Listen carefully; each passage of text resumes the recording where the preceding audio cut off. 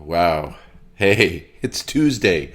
We've made it this far. The world hasn't gone cuckoo yet. We've made it. We've made it this far, and the world has not gone cuckoo yet. Good morning, everybody. My name is Pastor Mike. I am your everyday pastor for our Let's Go Live, a morning of encouragement, a morning message of encouragement that takes about 10, 15 minutes, depending on how much time you got.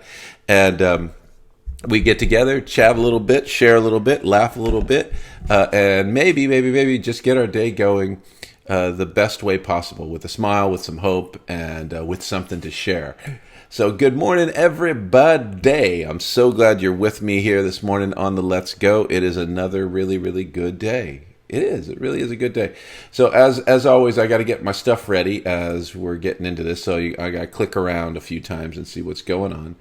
There we go. Let's bring that up. Awesome possum. Sweetness. That helps. Good morning, Gail. Good morning, Carol. I want to remind everybody, for those of you guys who are popping in right now, that tomorrow we're going to try our first Let's Go on YouTube. So you'll want to point your web browser, your phone browser, your browser to youtube.com, and then search for True Oceanside. True Oceanside is the church's YouTube channel. It's where we post all of our videos, and that's where they're all streamed from. We're going to start doing that for the Let's Go and other things like that. So what you got to do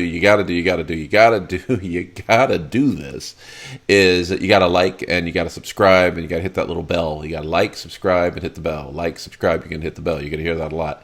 And of course, you'll still be able to see all the comments just like you are. You'll still be able to say hello to each other. And the other thing is, it makes it so much easier to share this video across different platforms. So you can share it to Facebook, you can share it to Instagram, all those other things. So that's what's going to go on. But today, we're going to talk about something a little bit cuckoo, but something that we all experience, something that's really, really real to every one of us, and that's pain. Have you ever experienced real pain, like pain that stops you in your tracks, pain that bends you over, pain that instantly brings you to a moment of exquisite prayer? Have you ever experienced that kind of pain? And I imagine many of you all have experienced that kind of pain, and you've seen that kind of pain. And what I'm learning as I'm growing older is that pain isn't just always a guest in your life. Sometimes pain moves in and is a renter, right? It's going to stay for a while, and you're going to have to learn how to deal with pain, and you may have to change the way you look at things in order to get by and get through with pain. And so I was thinking, because ever since I went to Disneyland in January, remember way back when you could go to places and you could experience things, and you could live some joy out in life, where you could go outside and enjoy the rest of the world. My wife and I went to Disneyland and on an escape getaway, and rode the Matterhorn. I love the Matterhorn. It's a great ride. But after I got off the Matterhorn, my back was tweaked. It's twerked. I got twerked on the Matterhorn. I'm not sure that's the quote, but maybe that'll be it. My back was tweaked a little bit, and it affected how I walked. Right, because it created some tightness in my hip, and that pain, that tightness, that twerk, has followed me ever since. It's been there the whole time.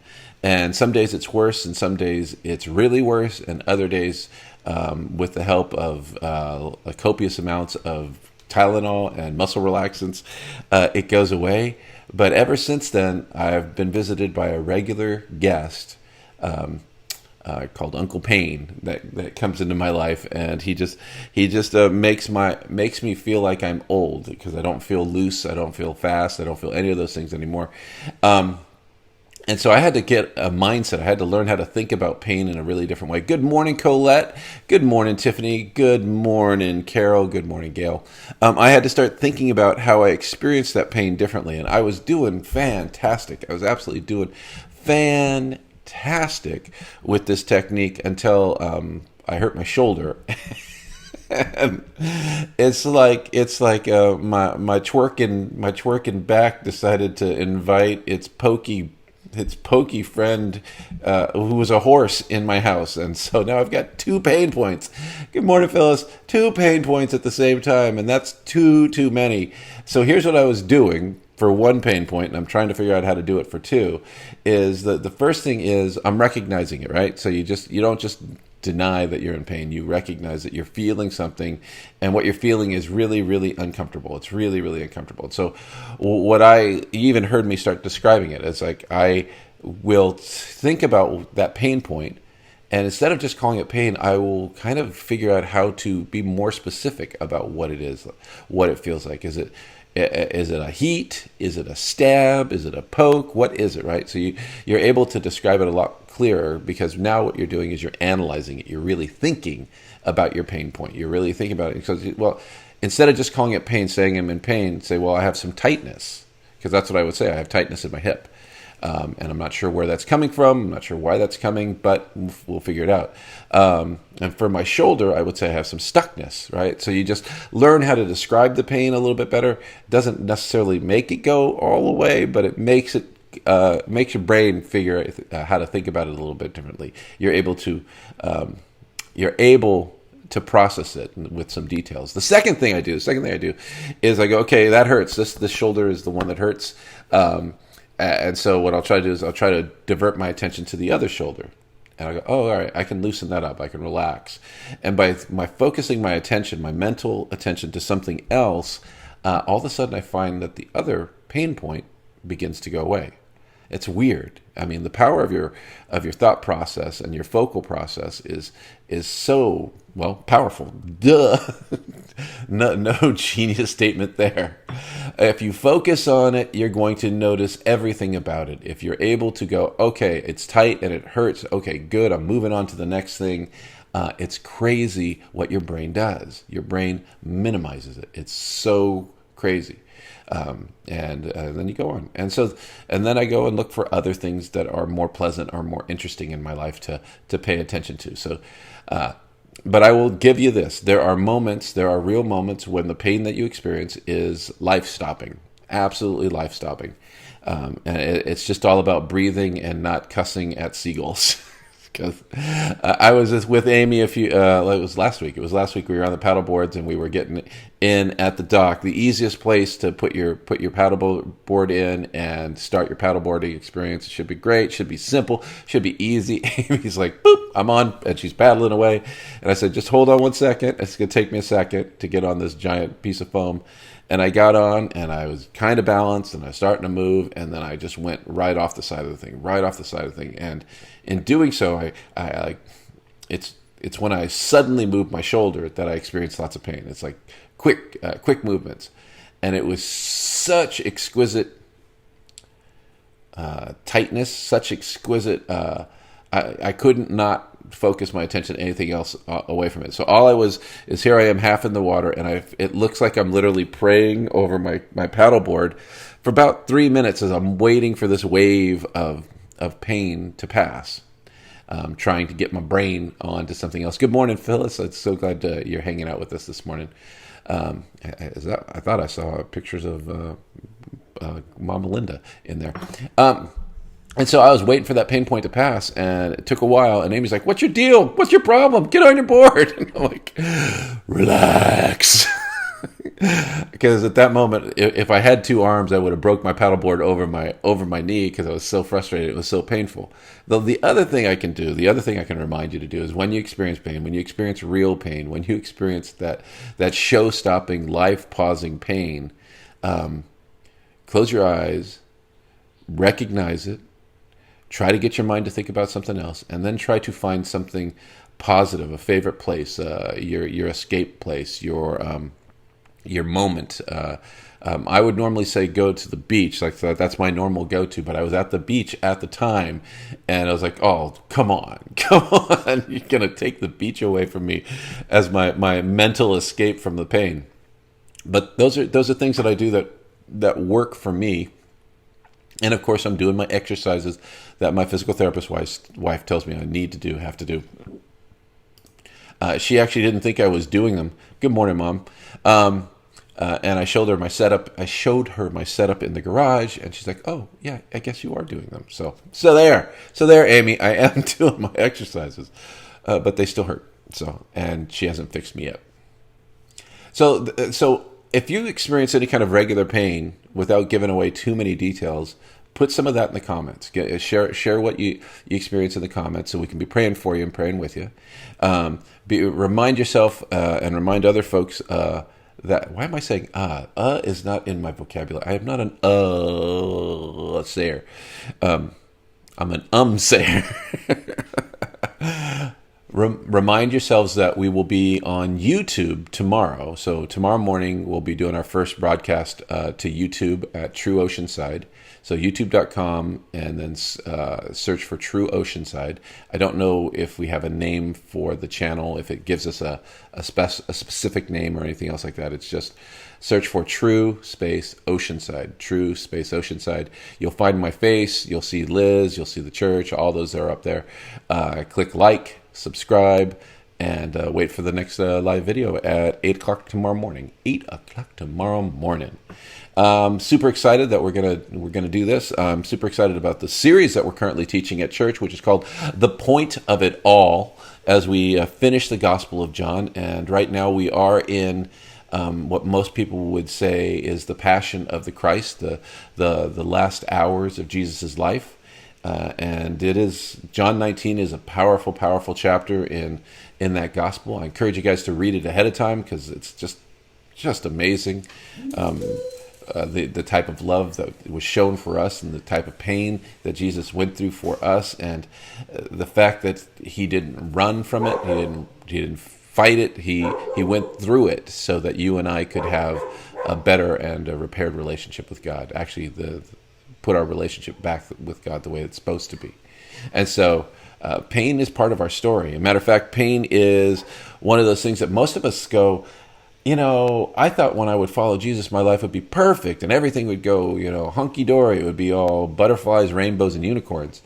And we forget that Scripture tells us, in our life, as we follow Christ, there's going to be pain and suffering. That's part of the story. And so whatever it is you're going through, whatever struggle that you're going through right now, whatever pain that is your partner in this or has moved in and brought friends, know that that's part of this story for you. It doesn't mean it's the only part of the story, but suffering and pain is part of this. Be praying for our world right now, especially be praying for all of our elected representatives, because the world's gone a little bit cuckoo. Tell everybody to chill, relax, chill out, people. Just relax. It's time for people to relax a little bit. And of course, as always, if you need to get outside, get outside. We're here in Southern California. The weather is amazing. There's no worries about going outside, walking around your house, walking around your block, walking down the beach, at the strand. Get your booty outside and get working. It will give you new hope.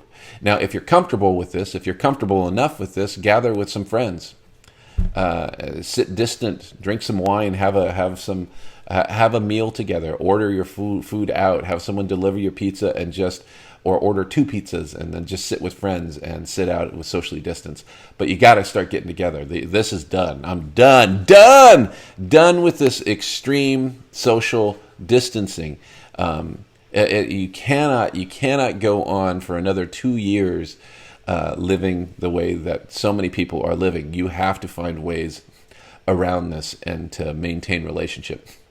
The worst thing you can ever do to someone is put them in solitary confinement. And so many people are experiencing that right now, and they think that's the best thing for them. And I will tell you, it may keep you safe from a virus, but it's not keeping you safe from your own mind. You need to be with people. You've got to find a way to be with people, even at a distance, even with a mask. And last thing I want to tell you is we got church coming up this Sunday, as far as I know. Let's put it this way. Church is happening this Sunday. It'll either be indoors or outdoors. We don't know. Every Wednesday and Thursday, I get a flood of phone calls from my team. It's like, are we in? Are we out? Are we in? Are we out? Are we in? Are we out? So we're waiting on the numbers. Thank you, San Diego State students, for for doing all the things that you do. I don't know if we're inside or outside, but I know that we're going to have a great service, whether it's inside or outside, with music. And sometimes that music will be outside if we're inside, and if we're outside, the music will be outside with us. It's just good to be together. This is a great way to praise God, even in the midst of a pandemic. So for all 5 of you guys that are with me this morning, thank you for tuning in. Thank you for joining me. Do me a huge favor. Remember, we want to grow this thing. We want to reach people. So the best way we can do that is if you hit those hearts, leave a lot of comments, share your pain point in the comments, and of course, hit that share button. So you guys know what time it is. It's the time. I've given you 15 minutes of my life for the last 7 months, every day, 5 days a week, 7 months. Now it's time for you to give me 1 second and just push the share button. Just like that. Just like that. That's all you got to do. And it doesn't hurt. There's no pain in pushing the share button. There's zero pain. So remember these things. God's love for you is true. Oh my gosh, God's love for you is so true. Remember that you were created to pursue an authentic relationship with your Creator. You can't do this thing as a faker. You can't do this thing as like you're pretending it. You can't do this thing with your parents' faith. It's your relationship with God. It's your relationship with God. God hasn't moved. It's time for you to get a little closer. You belong to Jesus Christ, and you define yourself by what He says, not by what the world says, not by what your latest self-help book says, but by what Jesus says. And He calls you daughters and sons and heirs and princes and princesses. He calls you beloved. It's just incredible how Scripture talks about those. And lastly, remember this. You exist every day to demonstrate God's love to this very broken world.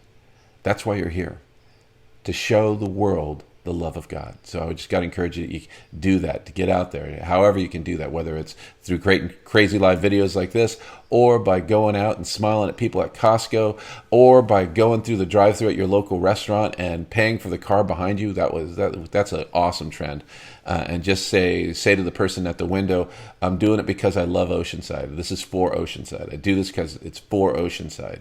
And because they'll always know, the person at the window knows, they know exactly how much it costs. So it may cost you an additional $6 or $8. But what I do when I do that is I make sure that I'm not, the person behind me is not like in a Suburban with 3 rows of seats with a whole bunch of middle school and high school kids. I'm not doing that.